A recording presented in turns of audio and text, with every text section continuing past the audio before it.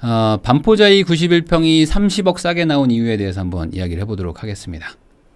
이런 기사가 있는데요. 한국경제 기사입니다. 전세보증금도 안 되는 가격이다. 반포자이가 경매 등장해서 들썩거린다. 이 76억짜리 정도 되는 호가인데 이게 48억 정도의 감정가로 이렇게 나온 일이 있었거든요. 이게 이제 지난주 이야기입니다. 그래서 이 이야기에 대해서 한번 뒷이야기를 설명해 드리려고 합니다. 자, 이 스피드 옥션에 보면요. 실제 나왔던 물건인데 제가 뭐 이렇게 동 호수는 좀 지웠습니다. 반포자이 하면 이제 반포동에 반포 레미안 퍼스트지랑 반포자이 이렇게 해서 이 대단지 큰 두 단지가 있는데 연식은 조금 됐어요. 2009년에 이제 보존 등기가 됐으니까 이제 뭐 한 13, 14년 됐지만 여전히 뭐 대장 그룹 중에 하나인 곳입니다. 근데 이제 감정가가 이제 48억 7,600만 원 정도에 나왔는데 6월 2일에 매각 기일이었습니다. 근데 이게 뭐 권리적으로만 보면요. 뭐 아무 문제 없다 라고 생각하시면 됩니다. 그러니까 말 그대로 그냥 경매일 뿐이지 그냥 일반 매매와 뭐 큰 차이 없는 그런 물건이라고 보시면 되는데 이게 뭐 한 가지 뭐 특이한 점은 어떤 사정인지는 뭐 제가 모르겠지만 무슨 사업을 하시는 분이 여기 살지 않았을까. 왜냐면은 이제 압류와 막 가압류가 막 들어오기 시작하는데 이게 금액대가 뭐 장난이 아닙니다. 그래서 총 한 200억 정도의 이제 채권 총액이 잡혔는데 뭐 아파트 자체가 200억이 되지 않기 때문에 뭐 어쩔 수 없는 거고 아마 여기 말고도 뭐 다른 데 많이 잡혔겠죠. 그래서 결론적으로 이 아파트가 이제 경매에 나오게 됐고 뭐 빚을 뭐 해결할 수 없는 수준이기 때문에 경매로 이제 팔리게 된 건입니다. 근데 여기가 뭐 이제 다들 아시는 분들도 있겠지만 모르는 분들을 위해서 설명을 드리면요. 반포에 이렇게 큰 세대가 없어요. 근데 이제 3,400세대 정도 되고요. 2009년식이고 이제 총 주차 대수는 뭐 1.8대 이 정도면 뭐 나쁘지 않죠. 쾌적한 정도는 됩니다. 그리고 이제 건폐율 13%. 그래서 이제 여기 단지 안에 가면 뭐 카누도 띄우고 막 그러는 게 예전에 이제 사진을 보셨을 텐데 나름 조경도 되게 잘 해놨고 연식이 좀 되지만 그 연식이 조경에서는 잘 느껴지지 않는 뭐 그런 곳이라고 보시면 될 것 같아요. 여기는 이제 다양한 평형대들이 있는데 제일 큰 평수가 이제 91평도 있습니다. 이 91평형이 경매에 나온 거죠. 그래서 이 구조를 보면요. 여기가 이제 전실이니까 여기 입구죠. 입구로 들어와 가지고 쭉 들어오면 이제 여기 신발장 있고 거실이 이렇게 있는데 당연히 뭐 발코니 다 확장했겠죠. 그러면은 뭐 넓죠. 되게 지금 8m에 6m에 가까운 거실이니까 되게 널찍한 거실에 방도 다 널찍널찍하게 확장을 하게 되면은 뭐 아주 넓은 곳이죠. 그래서 이제 그 상층부는 이렇게 좀 큰 평수들이 있습니다. 근데 여기에 경매가 나왔는데 이제 시세를 보면요. 자, 이게 91A인데 2020년도까지만 해도 그렇게 막 뭐 물론 많이 오르긴 했지만 27억에서 50억으로 오르긴 했으니까 많이 오르긴 했지만 이제 2배 오르긴 했지만 그래도 뭐 가파르지 않다라고 봤을 때 21년 7월부터 또 팍 튀어가지고 70억대를 가는 거예요. 그러면서 여기서 한번 급등을 했거든요. 이게 뭐 임대차 3법 어떤 시기와 또 비슷하게 맞죠. 이게. 그래서 많이 올랐던 게 고점인가 했는데 한 번 더 튀고 올라가는. 그래서 이 대형 평수의 이제 상승을 좀 볼 수 있었는데 여기가 이 시세가 맞나? 70억 하는 게 맞나? 이런 생각이 드시는 분들도 있으니까 얘기를 좀 해보면 30평대를 보잖아요. 30평대도 지금 한 40억 가까워요. 그러니까 30평대가 40억인데 90평대가 70억이라는 거는 뭐 이해가지 않는 건 아니죠. 그러니까 저 시세가 실제 거래가 되고 있는 시세가 맞다. 자, 그러면 여기 전세는 얼마일까요? 전세도 한 44억에서 48억 정도 실거래가가 찍히고 있다. 그러니까 실제로도 비싼 집인 거죠. 많이 올랐고 현재 매물들을 봐도 한 78억대, 76억, 73억, 뭐 전세 뭐 50억, 48억 뭐 이런 물건입니다. 자, 그런데 이게 왜 이렇게 감정가가 낮을까? 48억이면은 진짜 낮은 거잖아요. 그 이유는 바로 이거겠죠. 이게 21년도 물건이기 때문에 21년도의 감정 시점이 이쯤이었을 겁니다. 이쯤이기 때문에 여기에서 감정할 때는 한 50억 언저리잖아요. 여기 밑에도 있고. 그러니까 46억에서 50억 왔다 갔다 하는 그 와중에서 지금 감정이 되면서 그러면 한 48억, 49억 하면 맞지 않을까? 라고 생각을 했는데 그 뒤로 올라버린 거죠.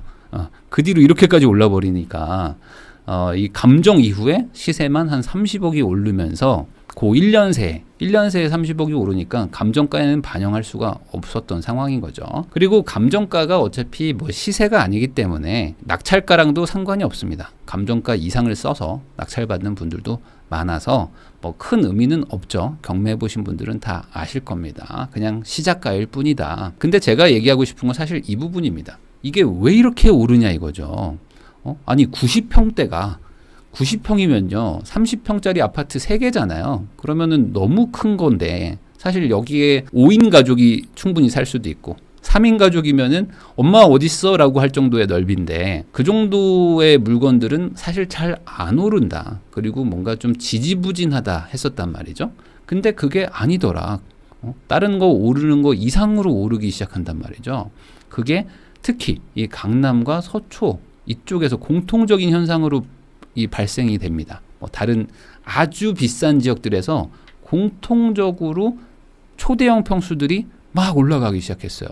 왜 그러냐면 이건 간단한 거죠. 모든 그 세법이 이 똘똘한 한 채를 하라고 하니까 나는 여러 채를 가지고 있으면 세율이 막 높아지는데 중과당하고 근데 한 채를 가지고 있으면 세금도 깎아주고 막 장기 보유 특별공제도 해주고 막 이거저거 막 해준단 말이죠. 그래서 이 똘똘한 한 채를 하라고 하니까 사람들이 똘똘한 한 채를 하고 있어요.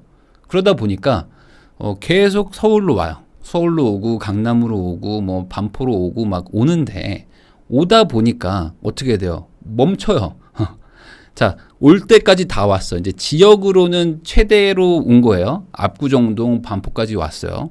근데 여기서도 사실 돈을 많이 버는 분들이 있고 뭐 건물을 팔아가지고 현금이 막 몇십억이 생긴 분들도 있고 이런 분들이 갈 데가 없는 거예요. 아니 나는 이제 끝까지 왔는데 여기서 갈 데가 없으니까 잠깐만 그러면 이거 어떻게 해야 되지? 라고 할 때 이게 있구나. 더 이상 갈 곳이 없는 줄 알았는데 사실 있었어. 어디가 있었죠? 대형 평수.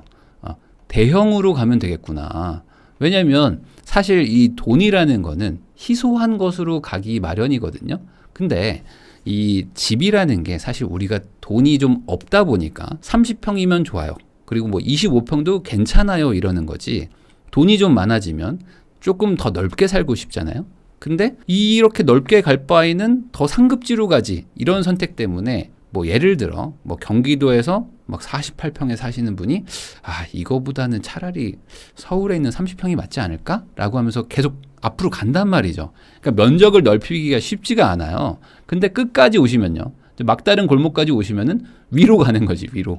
대형으로 간다, 크기로 간다. 왜냐면 사람이 넓게 살아가지고 뭐 나쁠 건 없거든요. 그러다 보니까 이제 초대형 평수가 특히 강남에서 인기를 끌기 시작합니다. 이게 그럴 수밖에 없는 게 2010년대 분위기를 보시면요. 그 30평대가 사실 최고로 인기가 많았고요. 그리고 이제 20평대도 이제 핵가족화니 뭐 3인 가족이니 뭐 1인, 2인 가족이 많아진다 이런 얘기들이 사실 되게 오래됐기 때문에 20평대들도 되게 인기가 많았었어요. 그러다 보니까 건설사들도 대형 평수 뭐 요즘 3인 가족, 4인 가족이 흔한데 막 50평, 60평을 짓기가 참 어렵잖아요. 그러다 보니까 20평대, 30평대 위주로 지었고 대형 평수가 거의 사라지는 수준까지 갑니다. 그러다 보니까 서울에 살기 좋은 곳에 대형 평수가 대단히 부족해진 거죠. 그 2020년도 분양 물량을 보면요. 대형 아파트의 비율을 봤을 때 뭐 대형의 의미가 85를 초과하면 대형인데 초대형은 뭐 여기 일부겠죠. 그러면 거의 95% 정도 뭐 6, 70% 뭐 이런 느낌으로 대부분 다 어떻게든 85 이하의 중소형 아파트들 위주로 짓고 대형은 잘 짓지 않았다. 근데 이게 꾸준히 쌓여오다 보니까 이제 서울 안에서 아주 좋은 동네에 대형 평수가 희귀해진 거죠. 그러다 보니 이제 돈이 계속 몰리고 똘똘한 한 채의 끝은 이제 대형 평수, 초대형 평수 가격 폭등으로 일어났습니다. 그럼 이게 낙찰 결과는 어떻게 됐을까요? 낙찰 결과는 이제 69억에 1등이 되셨는데 뭐 2등은 68억 99만 9천 원 뭐 이렇게 쓰셨는데 이제 고민의 흔적이죠. 99만 9천 원은. 근데 그렇지만 어쨌든 아쉬운 2등이 되셨고 1등은 69억에 낙찰을 받으셨습니다. 자, 그러면 이 낙찰 결과의 의미를 한번 보면요. 우선 이거죠. 15명이 입찰을 했는데 현금이 한 75억 정도 있어야 돼요. 이래나 저래나. 뭐 조금 더 싸게도 할 수도 있지만 인테리어를 한다거나 뭐 내부를 조금 수리할 부분도 생각하면은 어쨌든 69억의 취득세에다가 뭐 이거저거 합치면은 넉넉하게 그래도 한 현금 75억 정도는 예비비로 갖고 있는 분들이 입찰을 했다라고 뭐 가정해 볼 수 있습니다. 물론 뭐 49억 쓴 분들도 많겠지만 그래도 최저가로 써도 붙으면 49억 현금을 넣어야 되니까 최소한 현금 50억 있는 분들이 한 15명 정도는 여기 입찰을 했다는 거고 당연히 대출은 뭐 안 될 거고요. 대출이 되더라도 현금 뭐 한 30억 넣고 만약에 뭐 대출이 뭐 한 40억이 나오더라도 이자가 장난이 아니겠죠. 그리고 이제 아마 이 분들은 대부분 다 무주택자였을 거라고 뭐 추정합니다. 뭐 유주택자가 일부러 저거를 사가지고 뭐 종부세 중과까지 당하면서 일부러 하지는 않았을 것 같고 그러면 결국에 현금을 대략 한 75억 정도 가지고 있는 무주택자가 아니었을까? 그럼 이런 사람들이 누구지? 라는 생각들을 하실 수가 있는데 뭐 대형 평수 가지고 있다가 판 분도 있을 거 아니에요. 그러니까 예를 들어 뭐 압구정에 뭐 80억이 거래됐다 하면은 많은 분들이 산 것만 생각하지만 판 사람도 있잖아요. 80억에 판 사람도 있단 말이지. 그리고 뭐 요즘에 뭐 꼬마 빌딩이 뭐 없어서 못 사요 이런 얘기들 이제 간혹 들리는데 그런 얘기가 나온다는 것 자체가 누가 샀다면 누가 판 사람이 있다. 그러니까 현금이 막 60억, 70억 있는 분들도 많다는 거죠. 그런 분들이 샀을 것이다. 그러면 그냥 그 자체가 이제는 경쟁력이 되는 거죠. 대출이 안 나오고 뭐 다주택자들이 규제되는 세상에서는 그냥 현금 많이 가지고 있으면 그걸로 그냥 경쟁자들을 다 떨궈내는 거죠. 야, 들어오고 싶으면 들어와. 현금 75억 있으면 들어와. 그러니까 몇 명 없는 거야. 그러다 보니까 이제 시세보다 대략 뭐 한 8, 9억 정도는 싸게 산 것 같습니다. 그리고 이제 이게 경매의 장점은 이거죠. 자금 조달 계획서가 필요가 없어요. 그러니까 이제 자금 조달을 어떻게 했는지 굳이 뭐 밝힐 필요가 없다. 뭐 물론 그렇다고 해서 뭐 이게 뭐 나쁘게 조성한 돈이라는 건 아니겠지만 좀 간편한 건 있죠. 그리고 이제 토지거래 허가구역에서도 뭐 그거를 지킬 필요가 없습니다. 경매는. 그러니까 이제 경매로 아주 좋은 곳에 나오면은 아파트가 나오면 시세보다 좀 비싸게 사가는 경우도 있어요. 그게 좀 이런 여러 가지 장점들이 있기 때문일 것 같아요. 자, 그러면 이분은 뭐 잘 산 걸까 생각을 해보면 당연히 뭐 잘 샀다고 봐야겠죠. 왜냐면은 뭐 시세보다 어쨌든 싸게 산 거니까. 그리고 집을 이제 명도를 하시겠죠. 명도하고 나면은 전세를 줄 수 있는 게 가장 큰 메리트인 것 같습니다. 물론 실거주 하실 수도 있지만 반포는 지금 토지거래 허가구역으로 뭐 묶여 있는 것도 아니고 경매는 그거랑도 상관이 없기 때문에 낙찰 받고 사람 비우고 그다음에 전세를 딱 줘버리면은 뭐 그냥 깔끔하게 갭 투자를 할 수가 있는 거죠. 물론 현금 75억이 있으시면. 자, 지금 전세가 한 44억에서 48억 정도 하기 때문에 실제로 뭐 취득세랑 뭐 이런 것만 뭐 대략 계산을 좀 해보면요. 한 73억 정도 들어가지 않을까. 단순히 여기 이제 플러스 알파로 뭐 수리나 이런 것들을 하실 수도 있겠지만 여기만 들어간다고 치면요. 전세에 한 48억에 뭐 만약에 맞췄다. 그러면은 대략 한 25억 정도. 갭이 작죠? 생각보다 갭이 얼마 안 해. 맞죠? 25억밖에 안 하잖아요. 70억짜리를 사면서. 그러니까 갭이 되게 적은데 이렇게 넣으면은 한 5억 정도는 어쨌든 먹고 들어가는 거니까 이제 사면서 이미 25% 수익률을 달성하고 시작했다. 그러니까 이거 나쁜 투자가 아니죠. 그리고 여기가 또 사실 뭐 토지거래 허가구역 이건 뭐 경매니까 상관은 없지만 토지거래 허가구역이 아닌 곳이 요즘에 많이 없습니다. 왜냐면 웬만해선 지금 재건축이 막 추진되고 있고 그런 곳들은 다 토지거래 허가구역으로 막 묶이고 있는 와중에 반포는 지금 토지거래 허가구역이 아니어서 실거주 의무도 없고 막 이러거든요.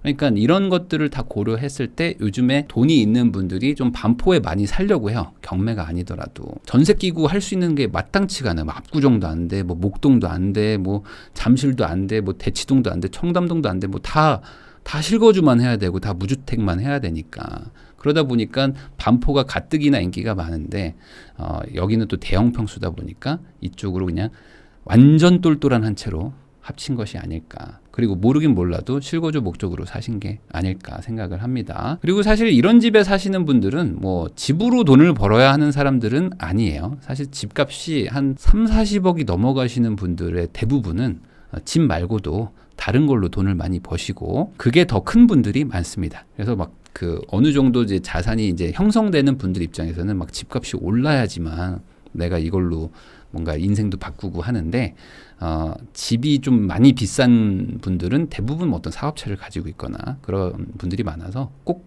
집으로 돈 벌어야 되는 분들도 아니다.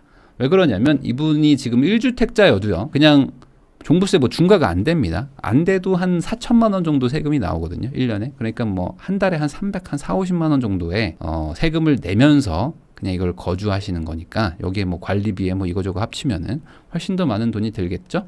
그러니까 그 정도 내면서 그냥 넓은 집에 반포에서 편하게 살고 싶은 분들이 아니지 않았을까 생각을 합니다. 근데 저는 이제 이런 것들을 이제 과거부터 계속 이제 얘기를 해왔는데 이 똘똘한 한치 현상이 사실 지금 강남, 서초, 뭐 송파, 뭐 용산 이런 데서 지속적으로 일어나고 있고 이게 결국에 부자 집중 현상으로 나타나고 있는데 저는 이게 절대 좋지 않다고 생각하는 사람 중에 하나거든요. 근데 대단히 많이 일어났고 지금도 계속 일어나고 있다. 그래서 못 버티고 나가는 사람이 있는가 하면 누군가는 그냥 현금 40억, 50억 주고 사서 들어오는 사람들이 계속 교체되면서 인원은 100명이 있긴 있는데 이 100명의 소득이 엄청나게 바뀌고 있는 거를 제가 체감하고 있단 말이죠. 그래서 이게 지금 계속 같은 지역의 부자들이 점점 몰려 살게 하고 있는 효과가 일어나고 있는데 이게 지금 어디서 나오냐면요. 지금 뭐 특수한 경우라고도 볼 수 있지만 지금 청담동에는 그 장동건 고소영 부부가 샀다는 뭐 PH129 청담 여기는 뭐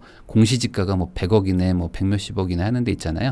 여기에 지금 전세가 100억이 나왔거든요. 그러니까 전세 100억에 사는 사람들이 있다. 그러니까 이런 사람들이 지금 뭐 청담동이나 뭐 압구정동이나 뭐 어쨌든 강남, 반포 이쪽으로 막 계속 몰려오고 있는 거죠. 그러면 이런 일들이 계속 일어나게 되면은 그냥 그 지역 자체가 하나의 성처럼 바뀌게 되는데 그러면 이 분들이 당연히 금전적으로 더 여유도 많고 그리고 뭔가 그 위기에 대응할 능력도 더 많고 뭔가 타격을 입을 확률이 점점 더 적겠죠.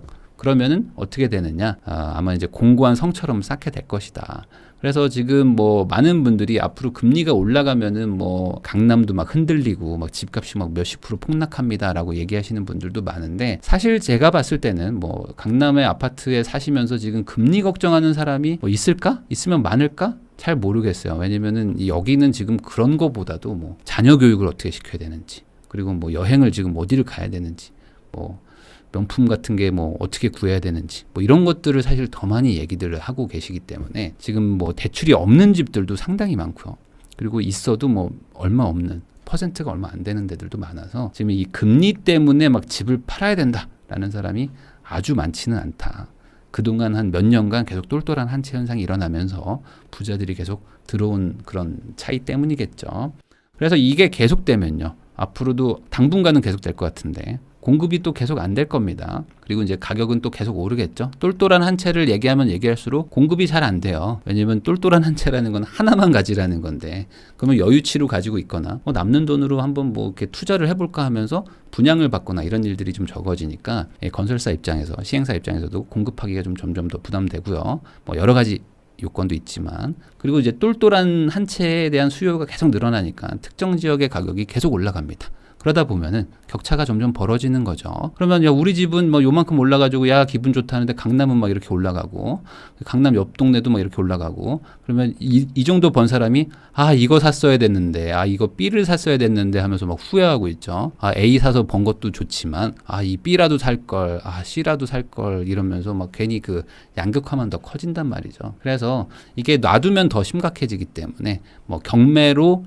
풀어본 양극화에 대한 이야기였지만 결국에는 좀 이런 것들을 해결할 수 있는 그냥 똘똘한 한 채를 강화하는 거에 대해서는 이제는 좀 정책의 변화가 필요하지 않을까. 그러지 않으면은 계속적으로 점점 더 가격이 이렇게 극단적으로 올라갈 수밖에 없다라는 예상을 하면서 영상 마무리하겠습니다.